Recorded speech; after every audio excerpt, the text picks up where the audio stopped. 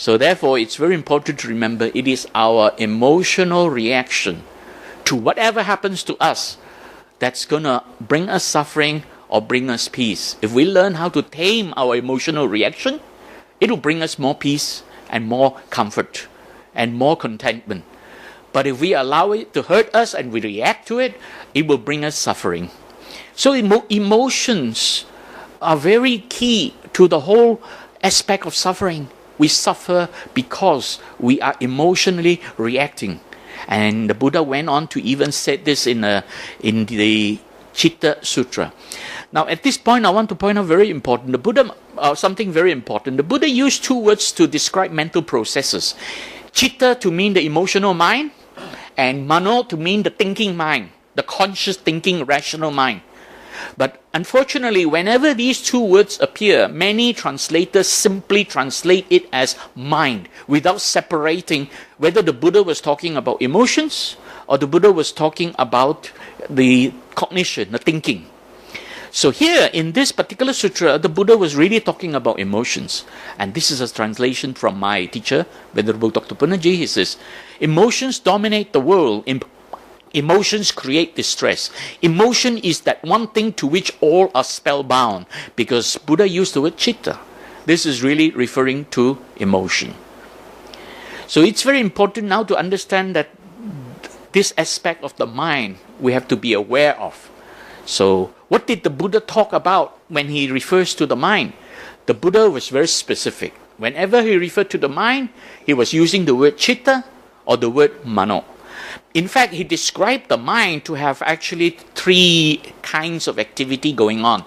But there are two processes, right? Two things that lead to thoughts, and that is either we have emotional mind where thoughts are arising, or we have a conscious rational mind where we are creating the thoughts. We are conscious of the thoughts. So the Buddha described the mind as an activity.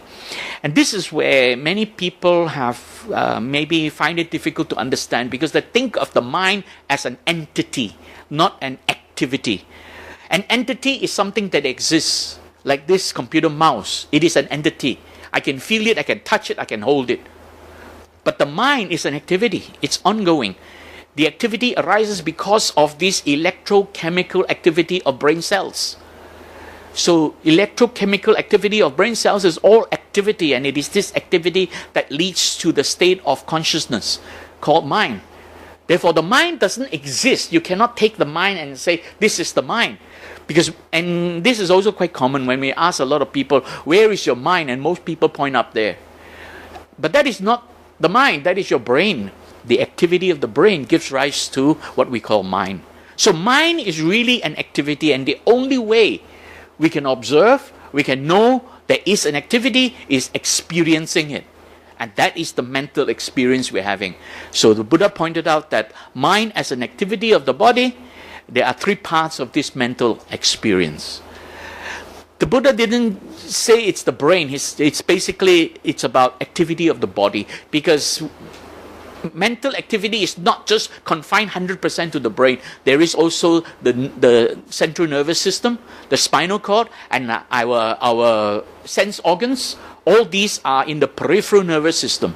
So it's not just only inside the brain, but also our sense organs. So the Buddha described that the mind is made of three parts of mental experience. The first one he calls vijnana, which is perception. And that is what we perceive through our sense organs. And this is arising because of the five aggregates, the Panchakanda. So it leads us to have a perception of something we've seen, heard, smell, taste, or touch.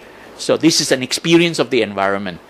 And then we begin to interpret it, and that is the mano part, the thinking mind. And you can call this the cognitive process. It leads to cognition and conception. Cognition is to be able to be aware and conscious of something, and conception is to give it some meaning, concept, creating a concept. So it's basically categorized interpretation of our perception and giving meaning to what was perceived.